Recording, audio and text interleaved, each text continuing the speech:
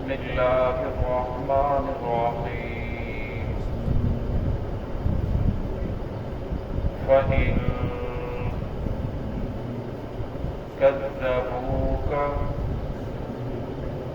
فقل ربكم ذو رحمة واسعة ولا يرد بأسه عن القوم المجرمين سيقول الذين أشركوا لو شاء الله ما أشركنا ولا آباؤنا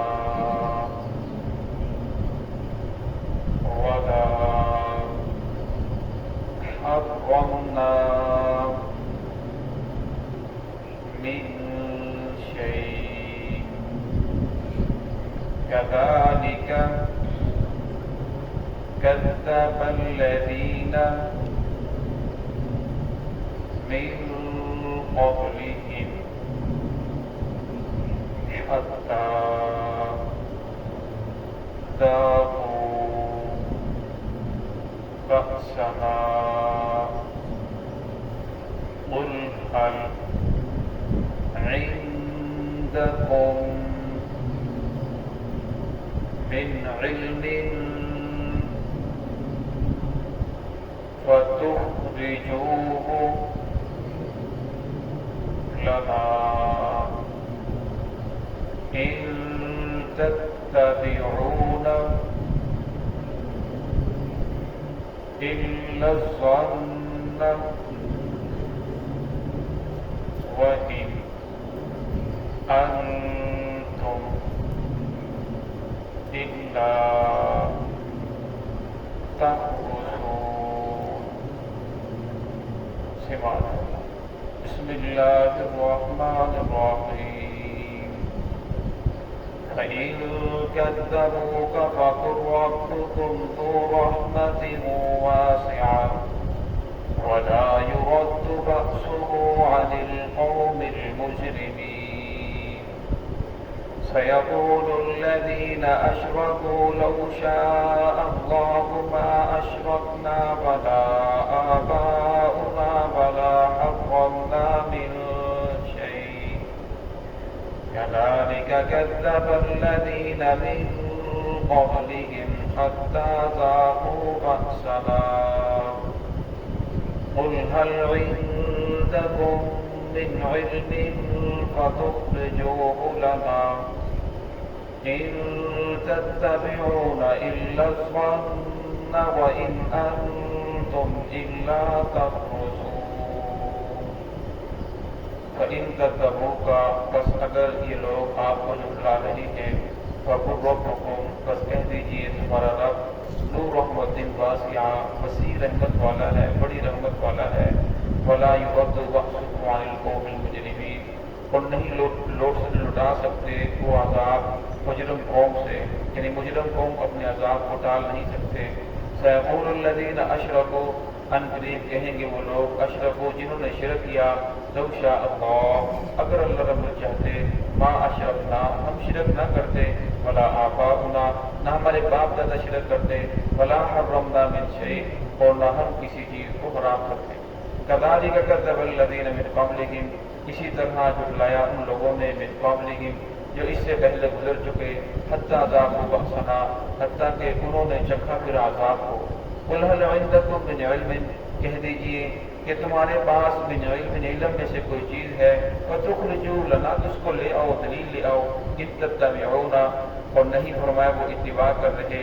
الا الظن مگر گمان کی اپنے وہم کی اتباع کر رہے ہیں وَإِنْهُمْ إِلَّا تَخْرُصُونَ اور نہیں ہو تم اپنی اٹکل بچوں باتیں کرنے والے. تو اس پہلی آیت کے اندر اللہ رب العزت نے محمد رسول اللہ صلی اللہ علیہ وسلم کو فرمایا کہ اگر یہ لوگ فَإِن كَذَّبُوكَ، اگر یہ لوگ آپ کو جھٹلا رہے ہیں، آپ کی اطاعت کا انکار کر رہے ہیں، آپ کی بات کا انکار کر رہے ہیں، یعنی عملاً تو یہ لوگ اقرار کرتے ہیں لیکن زبان سے تو یہ لوگ اقرار کر رہے ہیں، کلمہ بھی پڑھتے ہیں کہ ہم محمد رسول اللہ صلی اللہ علیہ وسلم کی اطاعت کرنے والے ہیں، لیکن فرمایا عملاً ان لوگوں نے یہ وتیرہ بنا رکھا ہے کہ اطاعت کرنے کے لیے تیار نہیں، اور فرمایا عملاً اس چیز کا وتیرہ بنا لینا کہ اطاعت نہ کرنا، عمل نہ کرنا، فرمایا یہ بھی انکار ہی کے زمرے کے اندر آ جاتا ہے۔ اور فرمایا آج کو آپ کو بہت سارے ایسے لوگ ملیں گے جو آپ کو یہ کہتے ہوئے نظر آئیں گے کہ کوئی بات نہیں، اگر نماز پڑھیں گے تو پھر بھی کوئی بات نہیں، اگر نہ پڑھیں گے تو اللہ تو بڑا بخشنے والا ہے، وہ تو بڑا غفور رحیم ہے، وہ تو معاف کرنے والا ہے۔ فرمایا یہی بات اس دور کے جو مشرک تھے، کفار تھے، وہ بھی یہ بات کہتے تھے کہ کوئی بات نہیں، اللہ رب العزت تو بڑے معاف کرنے والے ہیں، اللہ بڑے بخشنے والے ہیں، اللہ رب العزت بڑے غفور الرحیم ہیں، اگر ہم نماز پڑھیں گے تو پھر کیا ہوگا، اگر نہیں پڑھی تو پھر کیا ہوگا، ہمارے پڑھنے نہ پڑھنے سے اللہ کو کیا ملے گا، اگر ہم نے روزہ رکھ لیا تو روزہ رکھنے سے اللہ کو کیا ملے گا، اگر روزہ نہ رکھا تو پھر بھی اللہ کا کوئی نقصان تو نہیں ہوگا،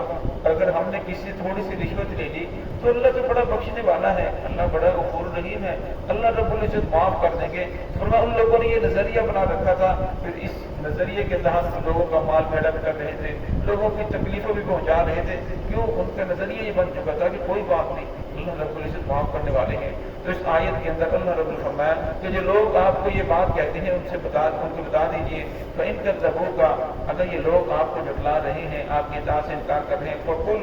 ان سے کہہ دیجیے وَقُلْ رَبُّكُمْ، جو تمہارا رب ہے، ذُو رَحْمَةٍ وَاسِعَةٍ، وہ بڑی رحمت والا ہے، اس کی رحمت بڑی وسیع ہے، دنیا کا کوئی علم اس کے رحمت کا احاطہ نہیں کر سکتا۔ لیکن یہ بات یاد رکھیں، اس کا یہ بھی اصول ہے وَلَا يُرَدُّ بَأْسُهُ عَنِ الْقَوْمِ الْمُجْرِمِينَ، جو مجرم ہے، جرم کرنے والا ہے، اس سے عذاب ٹل نہیں سکتا۔ ایک آدمی ساری رات مسلح پہ کھڑا ہے، دوسرا سویا پڑا ہے، یہ دونوں برابر نہیں ہو سکتے۔ اللہ کی عدالت میں دیر کوٹڑی نہیں ہے، ورنہ ہر انسان کو جو وہ عمل کر رہا ہے اس کا اجر انسان کو ضرور ملے گا۔ نیکی کر رہا ہے تو نیکی کے ساتھ اس کا واسطہ پڑ جائے گا، برائی کر رہا ہے تو فرمایا اس برائی کا بھی اس کو بدل ضرور ملے گا۔ تو اللہ رب العزت نے یہاں فرما دیا کہ اللہ کی رحمت تو بڑی وسیع ہے، لیکن جو مجرم ہے، جرم کرنے والا ہے، فرمایا اس کے ساتھ اس کا واسطہ ضرور پڑے گا۔ فرمایا اللہ رب العزت کی رحمت وسیع ہے، لیکن تمہیں رحمت کے ساتھ جڑنا پڑے گا، پھر تمہارے اوپر رحمت برسے گی۔ فرمایا ایک آدمی رحمت لینے کے لیے تیار نہیں ہے، فرمایا اس پر اللہ رب العزت کی رحمت نہیں برستی۔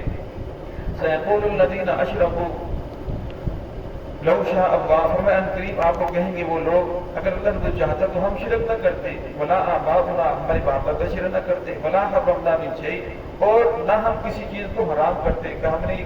فلاں جانوروں کو حرام کر رکھا ہے، فلاں چیزوں کو حلال کرا رکھا ہے، یہ جو سب کچھ کر رہے ہیں یہ اللہ رب العزت کی طرف سے ہے۔ اگر اللہ رب العزت ہماری بات پسند نہ ہوتی، راضی نہ ہوتے تو اللہ رب العزت میں کیوں کرنے دیتے؟ اس کا مطلب یہ ہے کہ اللہ رب العزت کو یہ ساری چیزیں پسند ہیں، اللہ رب العزت ساری چیزوں پر راضی ہے، اس وجہ سے ہم یہ کر رہے ہیں۔ تو ہمیں حالانکہ ایسی بات نہیں ہے، اللہ رب العزت نے ہر دور کے اندر وَمَا عَلَى الرَّسُولِ إِلَّا الْبَلَاغُ، انبیاء کو بھیجا، اور انبیاء کا کام یہ تھا کہ لوگوں کی طرف حق بات کو پہنچا دینا۔ اور پھر جو فَمِنْهُم مَّنْ هَدَى اللَّهُ، ان میں سے کچھ لوگ ہوتے جنہوں نے اس بات کو مانا، اللہ نے ہدایت دی،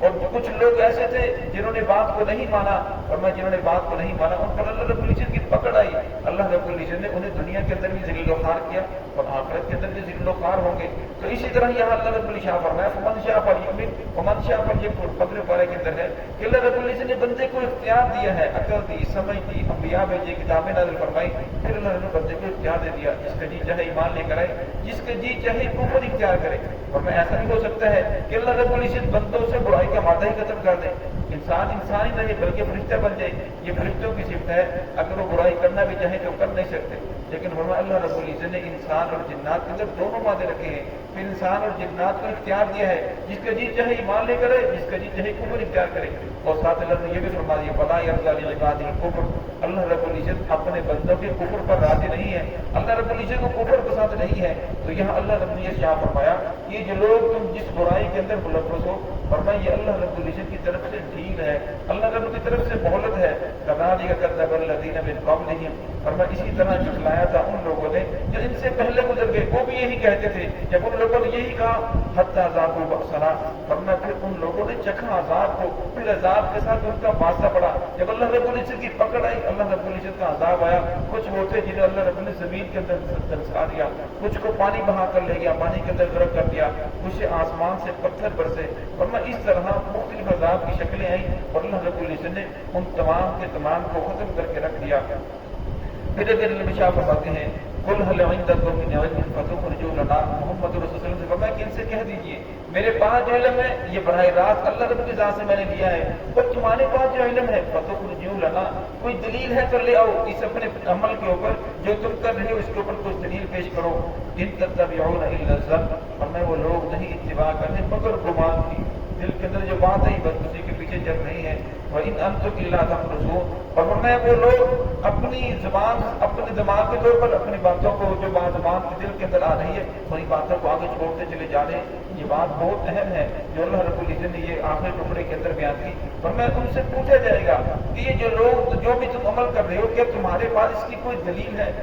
آج دیکھ لیں کہ انسان دنیا کے بارے میں بڑا سیاںہ ہے، کوئی بھی کاروبار کرتا ہے اس کے بارے میں پہلے تحقیق کرتا ہے، کسی اور کے پاس جاتا ہے کہ کیا اس سے مجھے گھاٹا تو نہیں پڑ جائے گا، مجھے نقصان تو نہیں ہوگا، لیکن فرمایا جب دین کی باری آتی ہے کہتا ہے اچھا چلو لوگ ایسے کہتے ہیں ایسے کیا ہے، چلو باپ دادا ایسے کرتے آئے ہیں، اچھا ہمارے خاندان کی یہ رسم ہے تو کوئی بات نہیں اسی طرح کرتے چلے جاؤ۔ اور میں ایسی بات نہیں، بلکہ انسان کو سوچنا چاہیے یہ جو میں عمل کر رہا ہوں اس کی کوئی دلیل ہے یا نہیں، یہ قرآن سے ثابت ہے یا نہیں، محمد رسول اللہ صلی اللہ علیہ وسلم سے ثابت ہے یا نہیں، صحابہ کرام سلف صالحین نے سے کیا یا نہیں، اگر کیا ہے تو پھر تو اسے کرنا چاہیے، اگر نہیں کیا تو پھر اس سے بچ جانا چاہیے۔ اس طرح قرآن پاک بار بار پوچھ رہا ہے کہ تمہارے پاس اس کی کوئی دلیل ہے فتخرجوا لنا، اگر دلیل ہے تو دلیل کو لے اور دلیل پیش کرو۔ تو فرمایا انسان کو جو بھی کام کرے تو سب سے پہلے دیکھنا چاہیے کہ اس کام کا تعلق کس کے ساتھ ہے، کیا میرے نبی نے اس کو فرمایا کہ قرآن پاک میں اس کا ذکر ہے یا نہیں ہے، فرمایا اگر اس کا ذکر ہو تو پھر ضرور کرے، اگر نہیں ہو تو پھر انسان کو خود بھی بچ جانا چاہیے، اور جہاں تک اس کا بچ چلے لوگوں کو بھی اس سے روکنا چاہیے۔ تو ہے کہ اللہ رب العزت ہم سب کو صراط مستقیم پہ چلنے کی توفیق عطا